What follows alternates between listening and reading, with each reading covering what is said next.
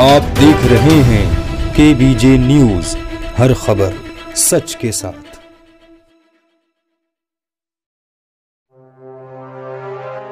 आज कासगंज के मशहूर कवि निर्मल सक्सेना ने KBJ न्यूज पर अपनी खूबसूरत कविता से दर्शकों को रूबरू कराया। देखिए हमारी इस खास खबर में। बहुत बहुत धन्यवाद मेरे छोटे भाई दीपक दिव्यांशु। इस लॉकडाउन की नीरसता को समाप्त करने के लिए, लोगों के चेहरे पर मुस्कान लाने के लिए जो तुमने इस कार्यक्रम को आयोजित किया है, आप साधुवाद के पात्र हैं, आप धन्यवाद के पात्र हैं। आइए लोगों के चेहरे पर थोड़ी सी मुस्कान लाने का प्रयास मैं भी करता हूं इस कार्यक्रम में। एक छोटी सी कविता के माध्यम से आपसे जुड़ना चाहता हूं। आइए सुनते हैं वो कविता। हमारे एक मित्र जो हैं बड़े विचित्र, नाम है जाहिद मियां और देखने में लगते हैं जैसे निचुड़ी हुई अमियां। एक दिन हमारे घर आए, बोले निर्मल जी हमारा एक काम कर दीजिए, कुछ समय के लिए अपनी स्त्री हमें दे दीजिए। मैं झल्लाया, चकराया, फिर अपने आप को संयत करके बोला, भाई साहब आपके घर भी तो एक स्त्री है। बोले वो मेरी स्त्री, वो तो गारंटी पीरियड में ही खराब हो गई है, इसीलिए मरम्मत के लिए मैकेनिक के पास गई है।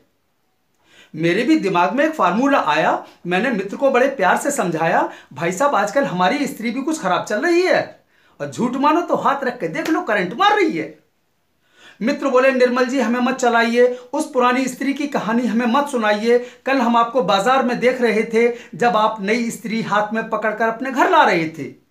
ये जानकर कि मित्र ने हमें नई स्त्री लाते हुए देख लिया, हम तो हो गए तरवतर के अंदर से निकलकर हमारी पत्नी ने ली हमारी खबर। बोली अच्छा तो मेरे होते हुए नई स्त्री ले आए हो?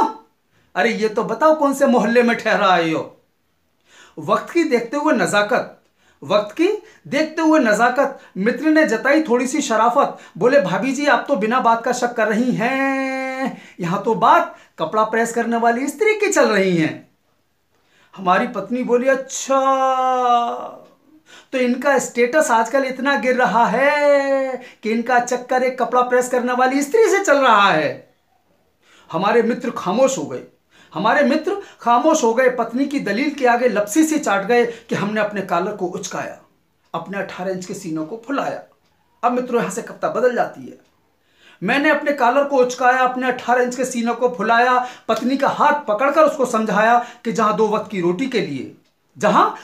रोटी के लिए आदमी को सुबह से शाम तक कितने पापड़ बेलने पड़ते हैं, मजदूरों को अपने तन, बच्चों को अपने श्रम बेचने पड़ते हैं, जहां टीवी के मारे लोगों को रिक्शे चलाने पड़ते हैं, जहां एक हाथ से दिखाकर रोटी तो दूसरे हाथ से नोची जाती हो किसी अबला की बोटी, जहां एक रोटी के लिए सुबह से शाम तक मुझको न जाने कितने सच और कितने झूठ बोलने पड़ते हैं, वहां तुम्हें एक मेहनत कश कपड़ा प्रेस करने वाली स्त्री के स्टेटस अपने आप से नीचे दिखाई पड़ते हैं।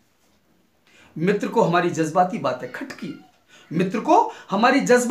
खटकी। मित्र ने ली एक छोटी सी चुटकी। बोले निर्मल जी तो ये बात बिल्कुल सच है कि किसी कपड़ा प्रेस करने वाली स्त्री से आपका वास्तविक कोई टच है।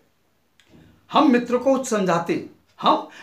कुछ समझाते इतने में छलछलाती आंखों वाली नन्ही सी लड़की हमारे घर आई। बोली बाबूजी स्त्री के लिए कपड़े दे दीजिए।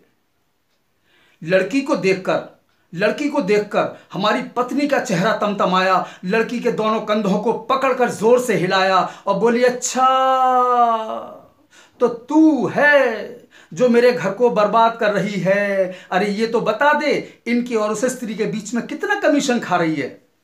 लड़की बोली आंटी कमीशन हम कहां। उत्तर देखें आप लड़की का। लड़की बोली आंटी कमीशन हम कहां, कमीशन तो इस देश के बड़े बड़े नेता खा रहे हैं जिनका सामना ना आप ना हम कर पा रहे हैं। मैं तो मजदूर की बेटी जो आपकी सेवा कर रही है और मेरी माँ छप्पर में बैठी आप लोगों के कपड़े इस्त्री कर रही है। आप लोगों के कपड़े इस्त्री कर रही है। आप देख रहे हैं KBJ न्यूज, हर खबर सच के साथ।